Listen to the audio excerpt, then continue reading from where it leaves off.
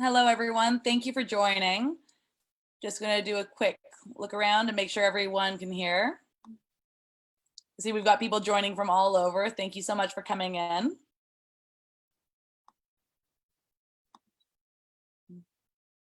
So for those of you who don't know, I'm Nicole. I'm with Solutions with Impact.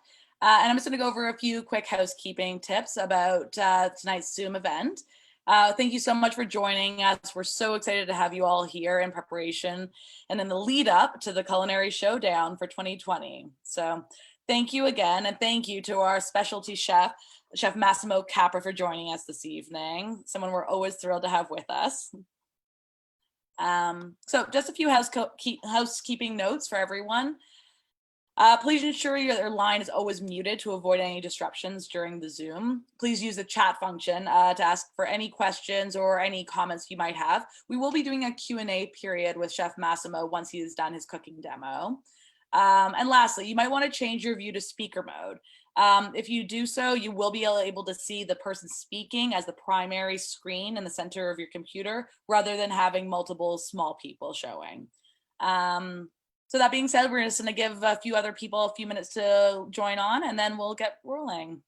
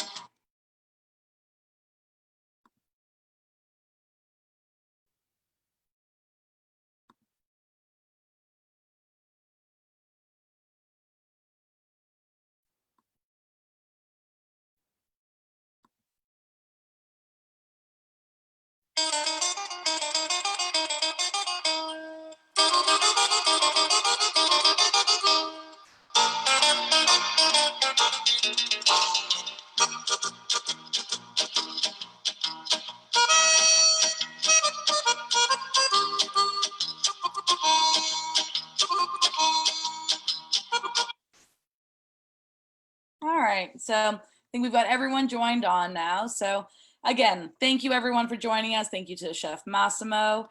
The first person I would like to introduce today is an important one.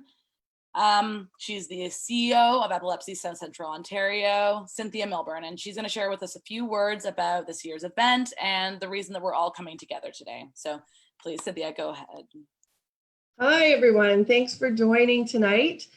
Epilepsy South Central Ontario is a registered charity providing vital information, seizure first aid, and support in the community for people living with epilepsy and their families and their support systems around them. We are essential to this population, and our support services and many programs could not exist without the fundraising events that we undertake to provide the sustainable funding that we need, as we are not government funded.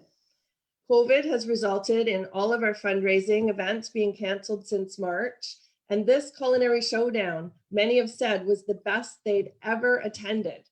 And it is going to happen for a second time, hopefully this year, and we are preparing for an even better experience for all who partake. Now, I would like to introduce our special guest.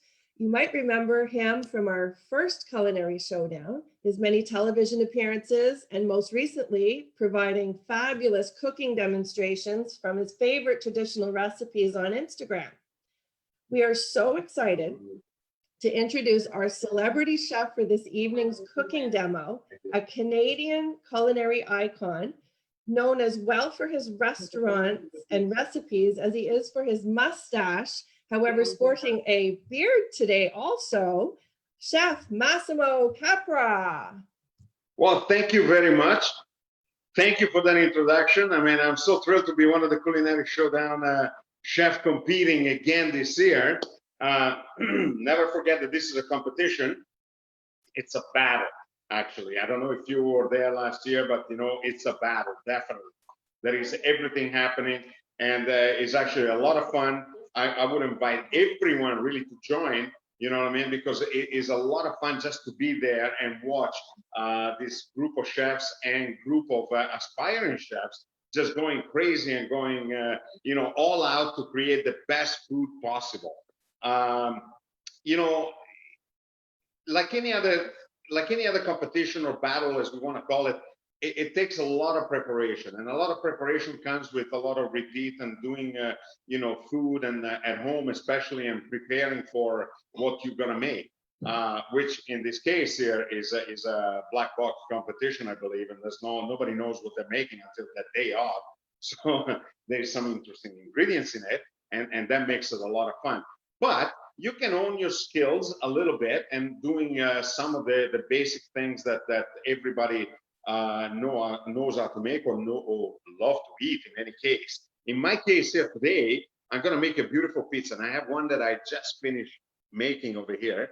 What is the camera? Where is the camera? Right there. Okay, this is a very simple. If you can master making a pizza at home just like this, look at how beautiful and crisp and delicious this pizza is. The dough is perfectly risen. Look at that dough. I mean, this is screaming goodness. And I'm going to show you how to make it. And then you're going to go home and perhaps you're going to make your own dough. I provided the recipe for your own dough. We're not going to make it here because we don't have 6 hours to wait for the dough to rise and everything else. My recipe works very well. You can make the dough the night before. In the morning, you let it rise, break it down, turn it into little balls, because if you want a round pizza, you have to have a round ball. And if you have a round ball, then your pizza is going to fit the plate perfectly. 8 ounces of dough will give you a 12-inch pizza. So we're going to start off by making this right away. Now, during the demo, which is going to be relatively fast anyway, we're going to wait a little bit for the pizza to be cooked and so on, but we're probably going to make a couple just to please you up, and you know, let's see what happens. During the demo, you feel free to ask questions, send in a bunch of questions, and we'll see if we can answer them all. If I know, or maybe I don't know the answer, I don't know. Maybe you have questions that, you know, unknown.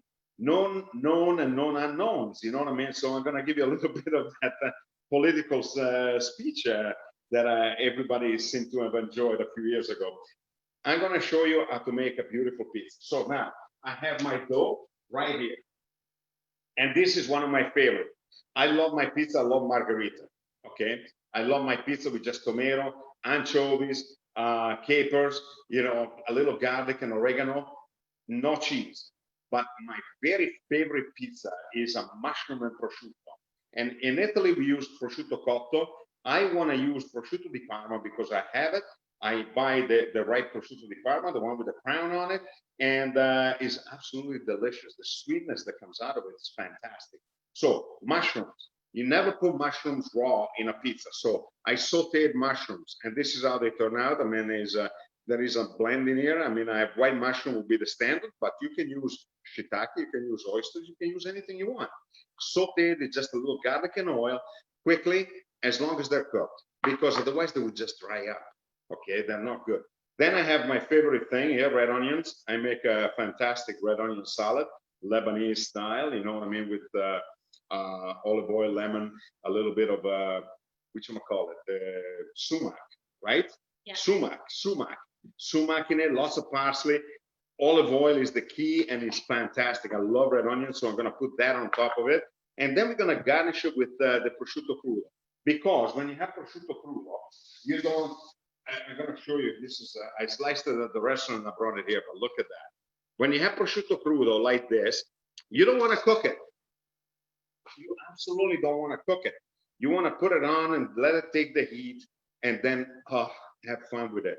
Now, a pizza with prosciutto crudo, you know, ricotta, a little bechamel, mozzarella, and Parmigiano Reggiano, and then some melon, cantaloupe melon shaved really, really fine, and then prosciutto crudo with some onions. Oh my, you've died and gone to heaven. It's so good. But the most important part of the pizza is not the toppings, and you heard it 1,000 times in the last few years, because the dough is where it's at.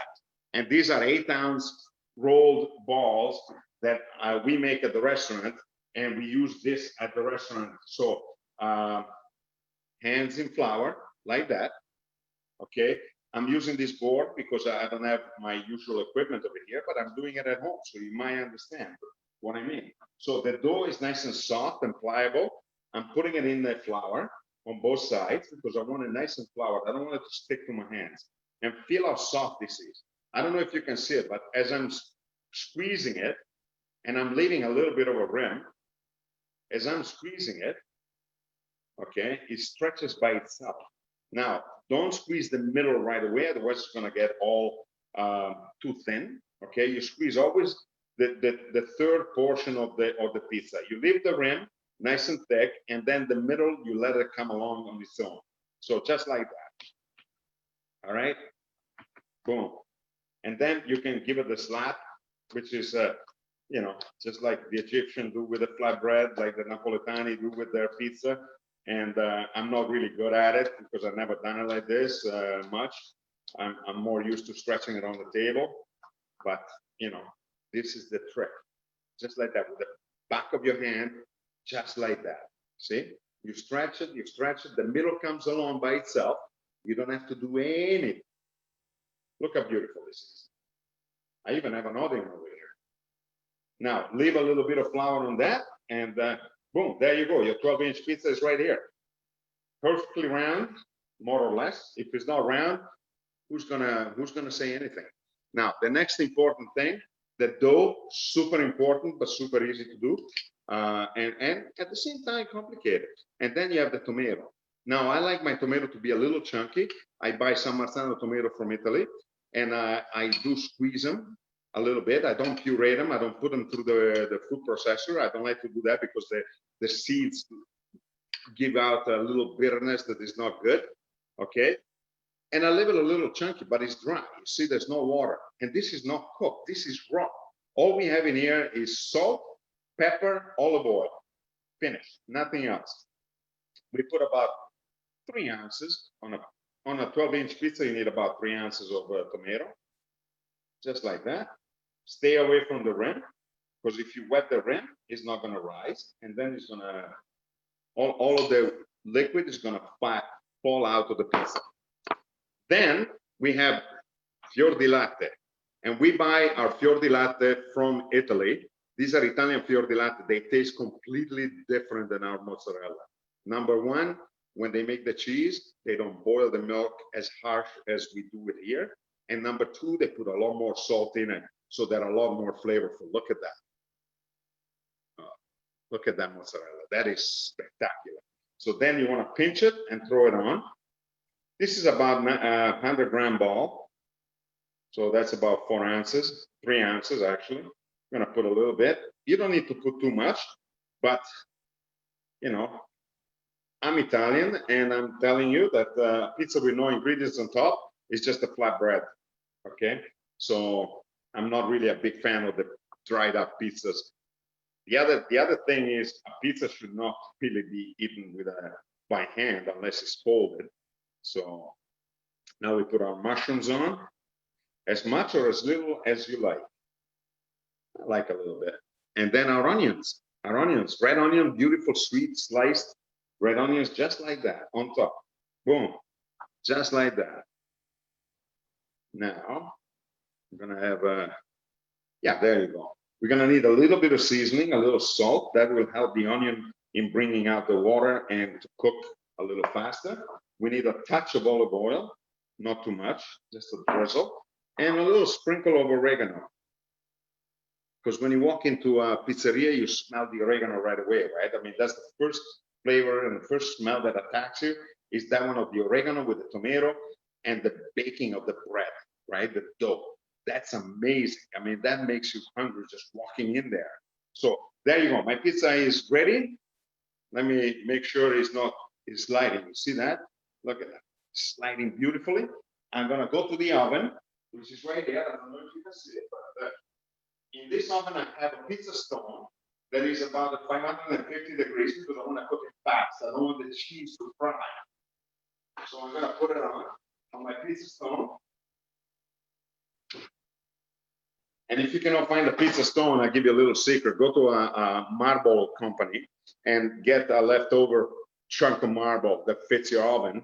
Make sure you leave about 2 inches around it and use that piece of marble over there. Throw it in your oven, and that's your pizza stone. You don't really need a specialty expensive piece of stone, okay? So now we wait until the pizza is cooked. Yeah, Daniel, can you take it away? And we're gonna, oh, I have to clean up. I have to clean up. Is there any questions that I can give answers to while we wait for the pizza? It's gonna be about 4 or 5 minutes. Anybody questions? Chef Massimo, I had a question. When Hey, it comes you to do? selecting tomatoes, do you have a preference between, say, going crushed tomatoes versus diced tomatoes? What sort of consistency do you like best? Well, these are canned raw tomatoes, so I like to crush them by hand if possible. Otherwise, you know, like at the restaurant, we do a full bucket of 25 liters. We use a potato masher and then a whisk, okay? And sometimes we use a food mill, okay? So we take about half of it, we put it through the food mill so that there's, and the food mill is a very easy machine. Oh, where did I put it? I don't have it hanging over here anymore. Okay, I have a food mill right here, but it's gone. You know, it's that thing that you just turn, right? I mean, don't put it into the food processor. I don't like when they put the tomatoes through the food processor. But if you buy San Marzano, they don't have that many seeds, and they're actually very, very good. Okay, now the seasoning: olive oil, salt, and pepper. That's all you need. And it's raw tomato. It's not ketchupy. It's not cooked, so it's not sweet. It's got that little acidity and the beautiful canned tomato that you know is inexplicably good. You know, I mean, it's so delicious. It makes you salivate just to think about it, right? I mean, that's all you really do. I mean, there's nothing else. Mozzarella, you can use any fior di latte local. I mean, I use a lot of local stuff, but you know, I happen to find this supply of mozzarella fior di latte from Italy, and I'm using it, and it's absolutely spectacular. It's completely a different ball game, you know, because there is a level of seasoning in it that is a lot better, is more appropriate, you know, along with you know, the fact that it doesn't release a lot of milk, you know. I mean, so I don't know. I mean, I have a different take on pizza, right? I mean, I've been eating pizza all my life. When we used to go to Italy before I opened my restaurants with all the pizzerias that are in them, we used to go to Italy to eat pizza.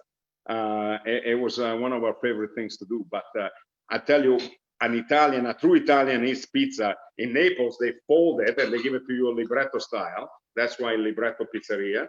They fold it and then you put in a paper and you eat it. So all of the stuff stays in the bottom. It's never really straight up. You cannot pick up a slice of pizza and it stays like that. It's impossible. Because the beauty is that mozzarella, especially when you're using fior di latte or buffalo or whatever, it releases a lot of milk and it makes all of the beautiful intangle, or what we call it, you know what I mean? So you eat all of the good parts of the pizza, and then you leave the crust, and then you just soak it up with all of the oil and the milkiness of that, and the tomato is so spectacular. And as kids, I remember, you know, my best friend used to steal the middle of anybody that had not touched it yet, because the middle is where all the ingredients are, and that's what you want, right? I mean, that's and I did my army service in Naples, and that's what, you know, I learned to eat the pizza folded. You know, we used to have our own little spots that we used to go, and for 25 cents we would have a beautiful margherita pizza. It was spectacular. Okay, I mean, the dough chewy and stringy, and you know, the cheese so fresh because they just made it. I mean, I'm telling you, just the experience. I mean, my palate is just incredible in that for that. You know, I mean, I'm always looking and searching for those flavors. Yeah. Any more questions? I got, okay, the pizza is good. Almost ready, almost ready, almost ready. I think we have one other question from Chloe. If you would like to go ahead and ask your question, Chloe. Okay, let me get closer because I cannot hear you otherwise. Go on. Hi, Massimo. Hi. How are you? Good. How are you? Good. I was wondering if I don't have the stone or the marble, can I just put it on the oven rack? You have it cracked? No, can I just put it right on the rack if I don't Oh have yeah, the yeah. marble? It's just on the rack, exactly. And you can leave it in there. I mean, it doesn't hurt anybody. You know, I mean, if you have the space to take it out and put it in only when you need it, it's fine. But you don't need to do absolutely anything to it. You just put it in, make sure it's clean and washed. I mean, that's about it, really. Nothing else. You know, it's so easy. You can do all kind of things in it. You know, I mean, it's also good if you're cooking with terracotta and you put the terracotta right on that stone. It's so beautiful. Everything comes out so perfect. You know, it really is good. Sounds good. Sorry. You're welcome. Okay. Pizza's ready. Oh, mamma mia, look at that, look at that, look at that, look at that. Oh, I wish I could turn it up a little bit. Maybe if I do this. Ah, yes. Yeah, just, yeah. Look at that. Now I'm gonna put it right here. And then I'm gonna move my, and all we have to do now is just put a little bit of the prosciutto crudo. One for me.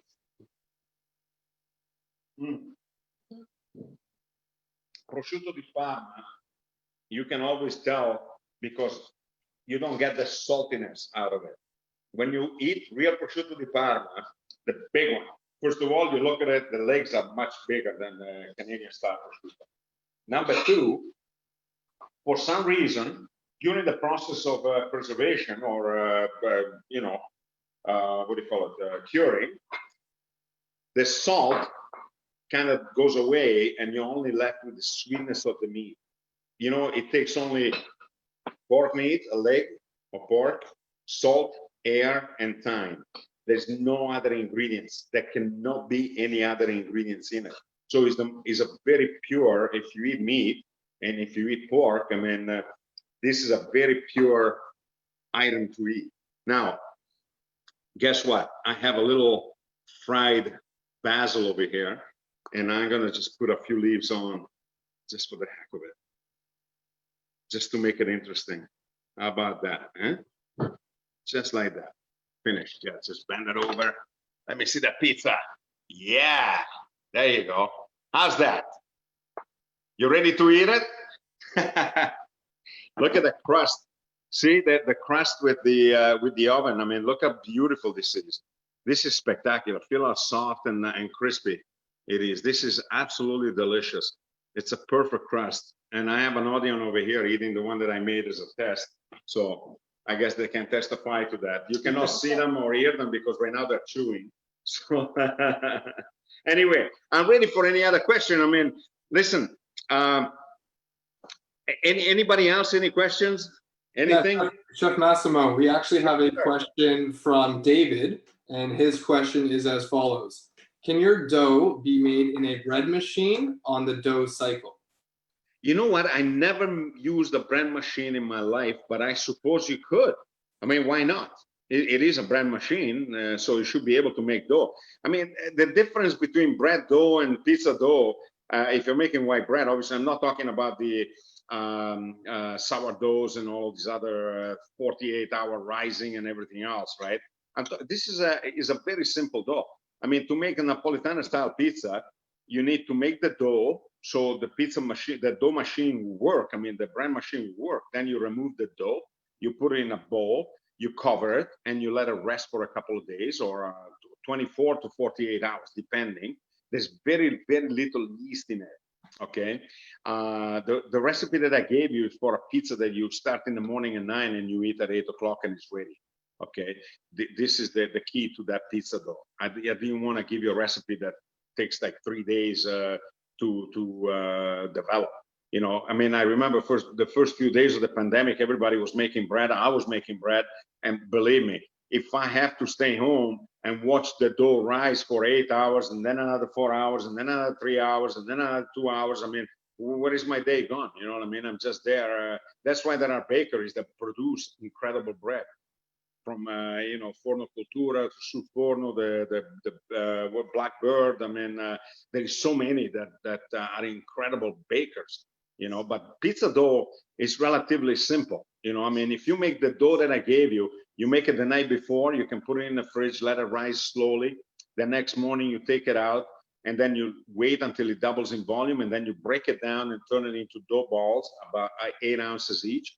You'll have no problem making a great pizza. By the way, the dough balls need to rise again, okay? And then you squash them down and turn them into a pizza, all right? So yeah, absolutely. I mean, I believe that you could use a bread machine to make dough, absolutely. I don't think you should cook it in there. I don't know if that will work, but you know, it's good. All right, perfect. So the next question is from Diane, and she is wondering, do you have a preference for tomatoes, regular or San Marzano? Now, you know what? I like the San Marzano. At the restaurant, at my restaurant at the airport, we are using actually a brand from California, which is called Stanislao, and the tomatoes are absolutely spectacular. Great business practices, the company, and so we support them. But at Capra's Kitchen, we use Italian San Marzano tomato, Strianese and La Torrenta. There is different brand names. I don't know if they're available at the local supermarket, but if you buy La Strianese brand, I think is available, and there is also other companies that produce San Marzano. Hey, listen, you know what? The tomatoes from Ontario are absolutely delicious when they are in season. I mean, I wouldn't really shy away from them. You know what I mean? Even Unico sometimes. You know, the fresh tomatoes, when you read the label and you see when they're packaged, and you know, they're very good. I mean, they're not bad at all. They're not bad at all.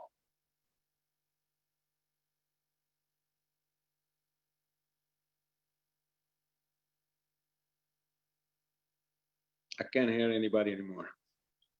Oh, sorry about that. All right, so the next question is from Lisa. Actually, no, Lisa.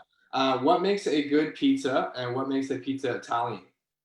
Well, that is the $1 million question, because if you look at it, the most disorganized people in the world are the Italians in terms of naming and specifying. Now, the Napoletani in Naples, they actually came up with a system to classify their Napoletana style pizza, and that's the only one that exists. So the Napoletana style pizza is made with dough that is has very, very little yeast and is risen, I think, 24 or 48 hours maturation, and then is produced with only mozzarella di bufala from Campania, which is from Naples area, tomatoes from Naples area, and that's about it. Then all the other ingredients. The margherita is the only one that is DOP or PDO, you know. So it's kind of difficult to say what makes it an Italian pizza, because other than the American style pizza, that is truly not an Italian pizza. I guarantee you that. But any pizza dough any pizza that is flat and resembles these ones, they're all Italians. I mean, let me put it this way. There are many pizzerias in Italy. They're all from Naples, apparently, and they all make pizza, and they're the only one that know how to make the proper pizza. So it's kind of fun to listen to it, and I enjoy when I go home. There are 3 pizzerias in my town that are 3,000 people, 3 pizzerias, and 1 American style pizza, actually, a takeout pizza, because it's thick and it works very well. And then, no, pineapple too is good too. And you know what? All 3 pizzaiolos, they're all from Naples and similar area. They're all probably related. And they're all saying, oh no, he doesn't know how to make it. This is the real pizza, you know? So, you know, it's a lot of fun. I mean, I get mad sometimes because, you know, everyone has an opinion, and every opinion is right and is also wrong. I mean, who knows? It's very, very complicated to try and figure out what it is. But the only one that has to be made exact has to be the pizza napoletana, which is with a particular type of flour, tomato, cheese, and wood burning oven. No electric ovens or anything else. So that's what I can tell you. Okay, Massimo. The last question that we have today is, where do you buy your Italian grocery items in Toronto? Oh my God, I go everywhere. I go to Lady York, I go to Pusateri's, I go to, I go to Longo's, I go to anywhere, really. I mean, Cheese Boutique, I mean, they have a beautiful selection of great products. I mean, Cheese Boutique is amazing. You have to find little things here and there. There is no one store that carries everything. So you have to do a lot of trials and a lot of testing. And unfortunately, because of the all of the importing and distribution and so on, it's very difficult to find the same thing over and over and over. You know what I mean? There are only certain brands that are really always there. So I would say try and familiarize yourself with the local brands because local is always exceptionally good. And we need to support our own economy. And if not, I mean, you have to do a lot of trials. I buy anything that I'm not familiar with. It's a disease of mine. I go to anywhere, and anything that I don't know, I buy it and I try it. Sorry, that's the best answer I can give you.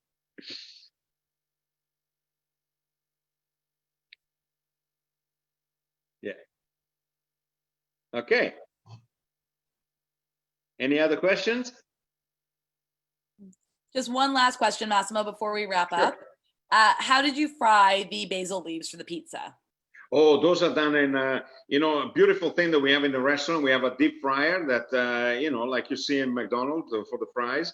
And you just take basil leaf, you make sure that they're dry, and you wash them the night before. You put them in a bag, you make sure that they're dry and nice and thick. I mean, when you put them in a bag and you wash them, they lose their oil and they also get wilted. So when you put them in a bag, what happens is the oil reform on the leaf, and then they get firm again because they're drinking. They're taking in, they're absorbing all the water. And then we just throw them in a 360-degree clean oil, and that's it. And then we take it out and let it dry. A little bit of salt on it, and that's it. No, it just takes seconds. You have to be very, very careful. Seconds. It takes like count to 4, and they're done. Because it's very, very thin. There's hardly any water in it, right? So basically, when you fry something, you're taking away the water and you're making it crisp. So this is what happened. These things here, delicious. You can do that with spinach too. It's fantastic, yeah. Greasy, but I mean, it's a garnish, right? I mean, you're not gonna eat a bowl full of that. Okay. Yeah, good. Perfect. So now I have one more very exciting announcement to make. Now, I had so much fun here tonight, right? So I didn't want to wait until the showdown until I see you all next. So for the people that will sign up, there will be a surprise cocktail party in a secret location, okay? And to sign up for the showdown is what, $50? Yeah, so it's not really a big expense. Now, I'm throwing an outdoor party next week in a secret location. Excuse me, that was the leaf.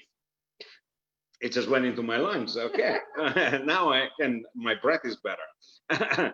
There will be pizza and cocktail. We're probably gonna do this pizza and many other.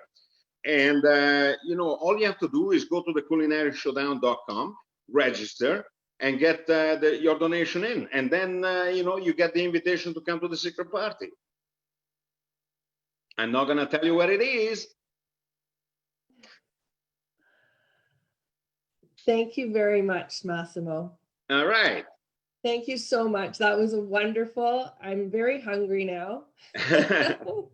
and I'm going to introduce my esteemed colleague,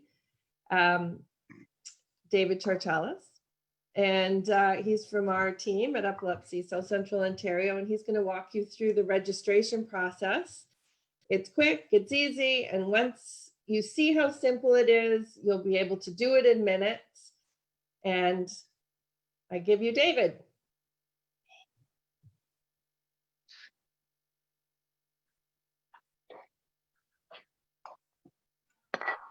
All right. Oh, there's Massimo cutting up his pizza. Save me a couple of slices. All right, so I'm going to take you guys through the setup, the walkthrough of the registration. It's fairly simple. All right, so when you go to theculinarysshowdown.com, you're going to come to this page. All right, there's two choices. You can enter the showdown here or enter here. Okay, two ways to go in. So let's go in. It's a simplified process to go to register this year. I've made it very simple, very easy, and it's fairly quick. So when we get into this, it's just taking some time because everybody's on the internet right now. So that's your main page. You've got two choices: contestant registration, and then you can donate to a contestant, which I'm not going to take you through.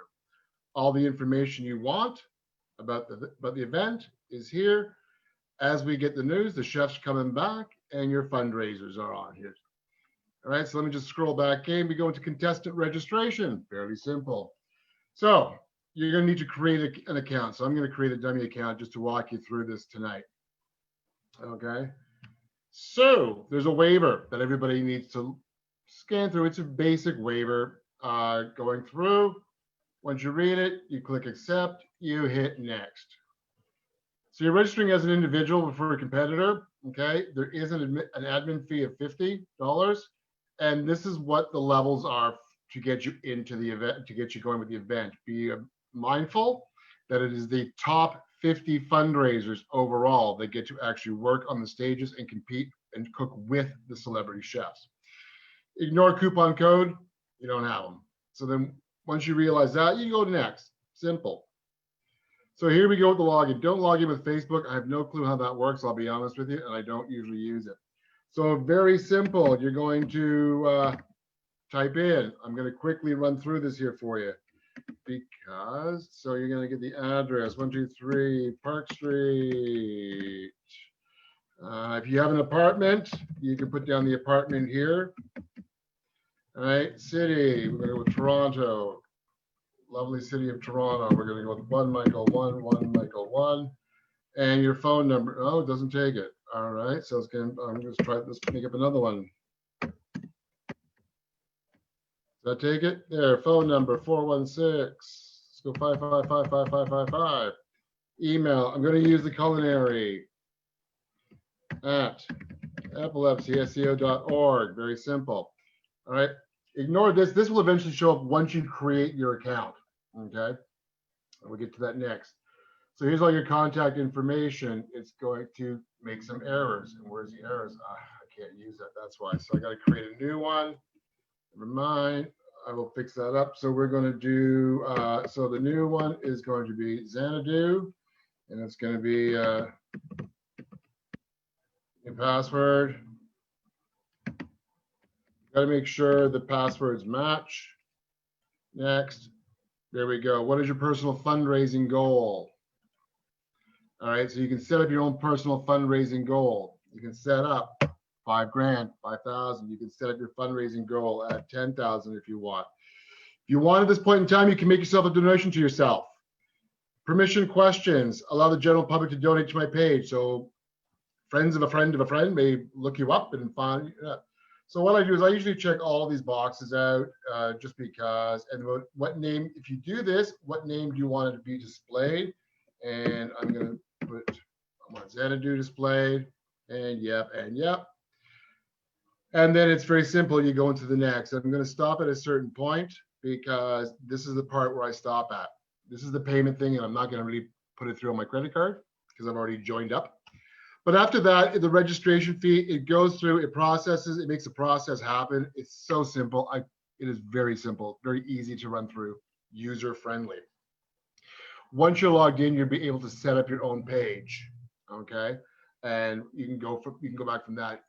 There is a video that is embedded under everybody's page. There's a 1-minute video that shows what it looked like from last year. So people who are signing up or going to your fundraising page can take a look. They get a taste of what you're doing and what you're competing with. You can put in your own pictures in there. I've had last year, one of the contestants, because we were very new, took a couple of shots of him at the barbecue, flipping the burgers, flipping the steaks, cooking at a stove, and I just happened to help him upload it.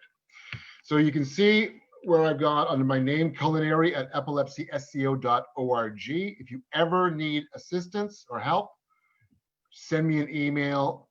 I'm working the back end for everybody here to make sure that your process is simple, easy, and off we go. So if you have any questions, that's cool. I'm open to any questions right now, and that's the main process. Everything else is easy after that point in time.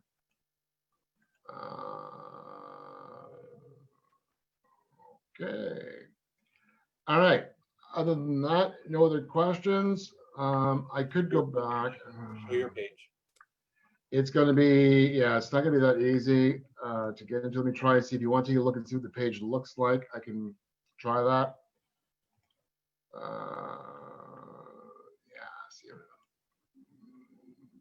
Yeah, I'm not going to be able to get to it right now just because of the way I'm set up. Sorry, guys. But anyway, so that's it for the showdown. So Nicole, anything else? Back to you. Thanks, David. So Cynthia, I'm just going to pass it over to you for a few words. Okay, thanks for the walkthrough, David. I hope it showed how simple it is after we're done. So perhaps be sure to do your registration. Get that first donation in and you'll be officially added to the exclusive list for Massimo's top secret event. And for first-time viewers, instead of a walk, run, ride, you're raising money to cook with celebrity chefs. It's as simple as that. And it is a phenomenal experience. And you're going to hear from a few people who were in the event last year. And now we'd love to hear from them. And it was a huge success. People did say it was the best event they've ever been to. And that was one heck of a compliment to us and the Solutions with Impact. And without the support and participation of so many amazing people, we'd never be able to have that unprecedented success that we had last year. And this, right now, I'd like to call on Tia Shred to say a few words about her experiences in the showdown last year. Tia's a huge culinary enthusiast. And I see on social media, she's also met up with some other celebrity chefs. She's all about cooking, and she was a wonderful contestant last year. So Tia, would you like to say a few words? Hi, everyone. I can't say enough about what a great time it was last year. And apart from the actual day, if you can, I suggest participating in the auction. I won, I won the bid for Dinner with Mary Berg. She came to my home, prepared dinner for myself and 7 friends and family. Just an amazing event. We're supposed to be going to Michael Smith's Inn in Newfoundland, or in PEI, but you know, COVID, so we might not get to go. But just an incredible day, run beautifully from start to finish, and the chefs just so personable. So many times you go to these events and you really don't get to spend any time with the chefs. It's a quick snap of a shot and they're on to the next. But this, you get the entire day interacting with them, and they couldn't have been nicer. I am so looking forward to this year. Thank you, Tia, for that. And wow, you did get a lot of things from the event last year. I would like to now introduce Lori Dingwall. And Lori was in the top 18 of season 6 in MasterChef Canada. So she's had some background experience. I had the pleasure of cooking with Lori alongside her at the first Culinary Showdown. And Lori, would you like to say a few words now?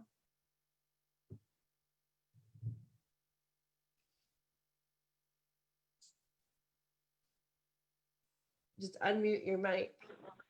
There, is that better? Yes. Huh? Hi. So I must tell you, hi everybody. Last year was the most fun at this culinary experience that you can't even imagine how much fun it was. I, along with Cynthia and a few other people, were there with this wonderful chef. He's an Asian fella. He's called something about a demon. Alvin Lung, Chef Alvin Lung, who is just incredible. And, you know, the comments that have made so far, I think they're amazing, but I think, to me, I just feel like jumping up and down a lot. If you don't understand how big this is and how opulent this is and how extremely well run this is, all the people that came were wearing their gowns and their finery, and the room was packed full of people, and the energy in the room was amazing. And the chefs are not just chefs. Like what you see with Massimo, Chef Massimo is an awesome man. Well, you get to see other sides of them that you don't ever see anywhere else, because they're just being themselves and they're having fun as well. So it's, the money raised for epilepsy in this whole venture is probably, to me, the very most important thing. But a close second was how much fun it was. If you have any doubts about signing up, please do it. People are generous. People recognize that this is a very well needed thing to do, because there is not this government funding for epilepsy. We need to be able to promote this. And you tell somebody that you are raising money for epilepsy, everybody knows somebody who has epilepsy, because it affects everybody from babies to even older than me.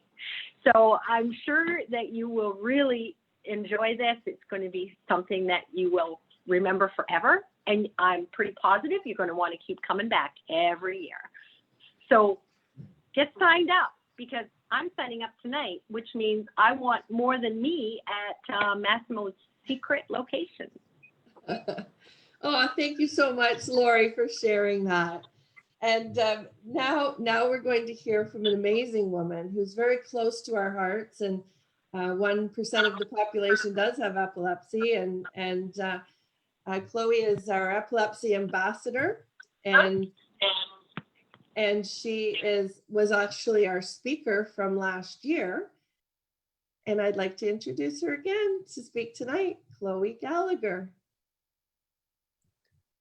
Thanks, Cynthia. Hi.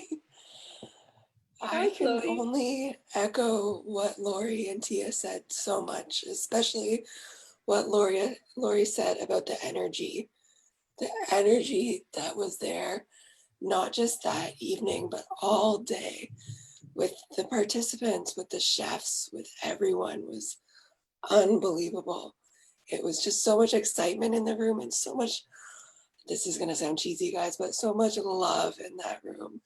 Just so much love. And everyone there, I mean, there was people there like myself with epilepsy. There was friends, family, and the amount of people I spoke with that literally had nothing to do with epilepsy at all, but just wanted to help and be there and support the cause. And that was the most important part of it all. And obviously there are so many foodies there. And I like to pretend that I'm a foodie, and I post some things about food sometimes, but I may have made some muffins earlier that were out of a package. I'm not like all you guys and are fantastic with that, but I learned some stuff and I had a fantastic time, and the chefs are so personable. It was funny with everyone there from MasterChef Canada. They were all telling stories about each other from like backstage from filming the show. It was hilarious. We were getting all the down low on Claudio and Alvin and everyone, so that was funny. But it was just such an amazing day, filled with love and support and everything that we need as people with epilepsy. We need this funding, we need this support, and it was incredible. And it's going to be amazing this year, and it's going to happen this year. And if it doesn't, it's going to happen the next year and every year after that, because it was an incredible event. And like both of you said, it ran so smoothly. So if you aren't signed up yet, then you better sign up. And we're gonna go find out the secret location. And it's $50 to sign up. Gosh, if we're getting that pizza there, I would spend $50 just for that pizza. So the fact that it's going to Epilepsy, I am more than happy with that. But I'm so excited, you guys. You have to come join us. It's gonna be great. And I promise I won't make this many jokes, or maybe I will. Maybe COVID's driving me crazy. I'm not sure, but. Oh, thank you so much, Chloe. Thank you. And to all the amazing participants from last year, that for sure. And you are special to us, Chloe. And so is everyone, really. This has been, there was a lot of love in the room. And I would like to thank everyone for tuning in this evening. I'd like to point you in the direction of the culinarｙshowdown.com. So that's our website, the culinaryshowdown.com. That's where you can sign up for this, and you'll be well on your way to the best event you've ever been to.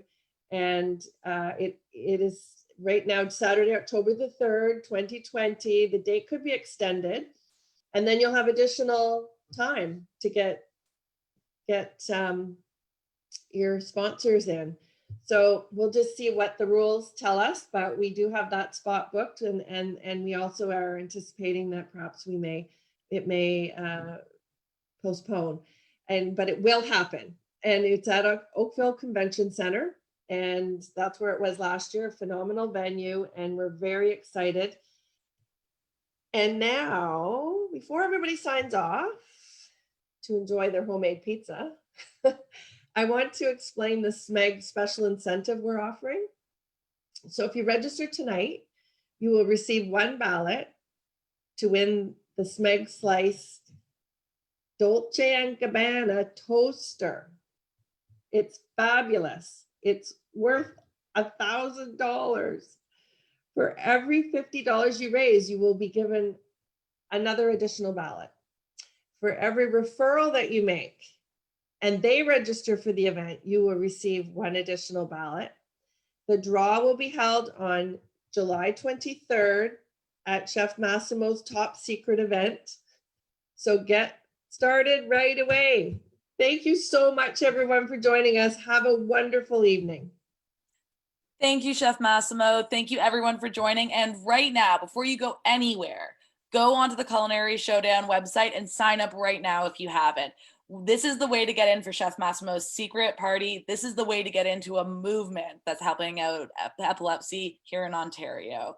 We can't do this without you, and nor would we want to. So please, everyone, go to the Culinary website right now, sign up, get your first donation in, and then we will all get together, at this mystery location next week for pizza and cocktails together.